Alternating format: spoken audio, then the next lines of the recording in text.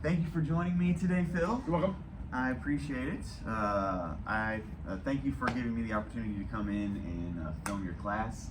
Hopefully, you were able to learn a little bit about from that as well. I love your class.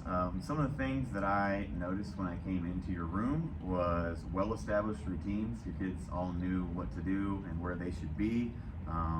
Organic conversations were happening between you and your students, and also students themselves. So it didn't seem like anything was forced. It seems like you and your kids have a really good relationship with each other and can easily talk about things. I noticed your effective classroom management. You were able to get the kids to settle down and get ready whenever you needed to.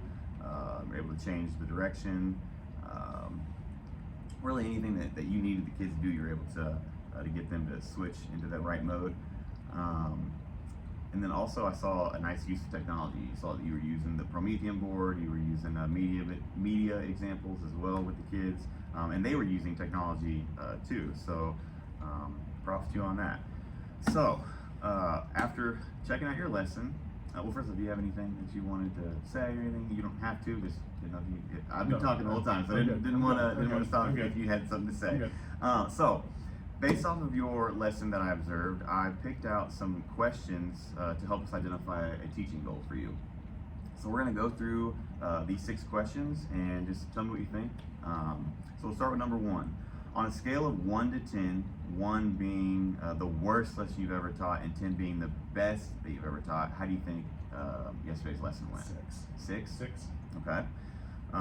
What pleased you about the lesson? It was something I was interested in. I mean, it kind of goes back to just things from when I was a kid and stuff that I wanted to learn and things like that. And I try to bring real life application.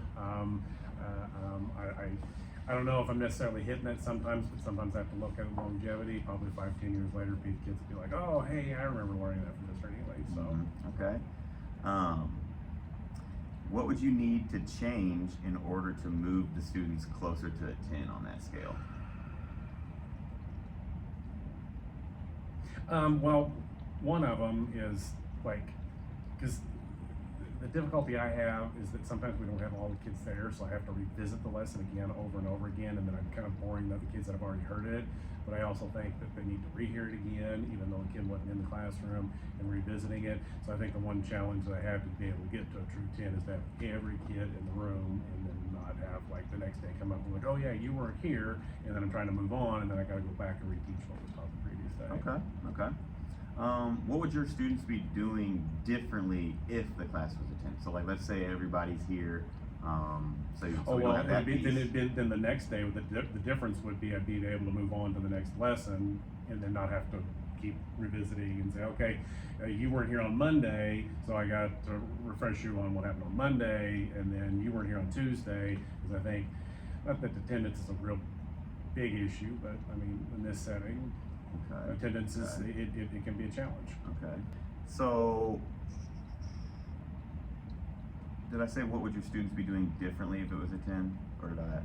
Because I have 2 questions here. What would need to change to move the students closer to a 10, and what would your students be doing differently? Well, I mean, I guess to the change, like if I got up on Monday and said, hey, we're going to do this, and they checked in immediately and were engaged, and said, okay, then I'll make sure that I'm, whatever I've got going on Wednesday, if I'm presenting the lesson on Wednesday, that they would be there, and 100% of them would be, checked in and listening to me and things like that. So probably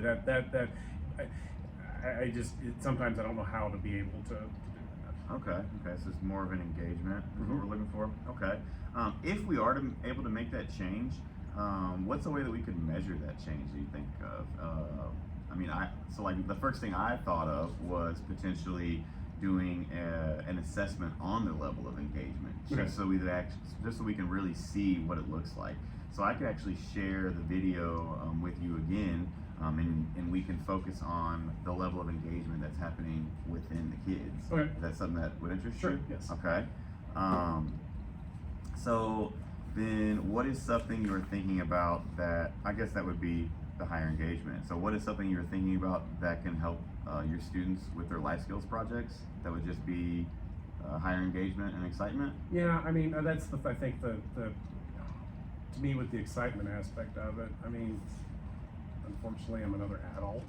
Mm-hmm. So maybe if, I don't know, and I've done it before, but I didn't feel like it was appropriate with that one because it was all something new with them. If I can get a kid engaged in relating maybe their story with it, and then that way it brings it to their level, and maybe there's like an aha moment with them saying, oh, okay, well that's relatable to him, and he's my age, and even though Mr. Neely is older than I am, it's still something that he experienced from that. So then definitely bringing it down to their level as to where they're at age-wise and maturity.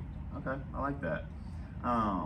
So after discussing those questions, what do you think about creating a peers goal? A peers goal is usually it's worth it to the teacher. There's an emotional connection to it. It's not as specific and measurable as a SMART goal, but it is a goal for the teacher to be able to advance the students in a certain area, but it also should be,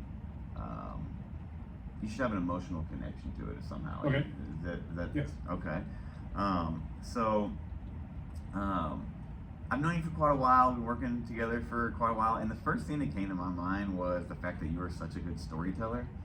You do that when we're in lessons, you do that when we're not in lessons, you do that when it's just me and you. I just think you're a great storyteller in general. So like for example, when we were going to the state pen tour last week, some of the kids didn't seem like super into it, and then you flipped into storytelling mode, and it gets some of the kids, they're super interested in what you're saying. So I think maybe trying to incorporate some more stories in your lessons could do some good for our kids. So Okay. What do you think about this goal? Students will be told stories to help with engagement, provide background information, and help students connect with and remember what they're learning. Okay. You like that one? Yes. Okay. If we hit that goal, would it matter to you? Oh, heck yeah. Okay. Oh, heck yeah. All right, I like to hear that. All right, so to achieve this goal, let's take a look at some of the teaching strategies from an instructional playbook. Okay. All these strategies are probably something that you have heard of before. You should be somewhat familiar with it. But definitely this strategy, I think you will excel in it just because, like I said, you're already a good storyteller, and this just looks to enhance the story. So on the checklist for stories, the one that I picked out, but we can look at them to see if there's something that you would rather choose. I chose, for starters, the checklist labeled or titled Telling Stories. And in that checklist, it involves 6 main things. Is it planned ahead of time? Is it spontaneous? Is it conversational? Is it simple? Is it short? And is it appropriately placed? So if we can cover, those 6 boxes, or see where we fall into those 6 boxes, that may help you with developing stories and the correct time to tell these stories in order to help your students with what they're learning.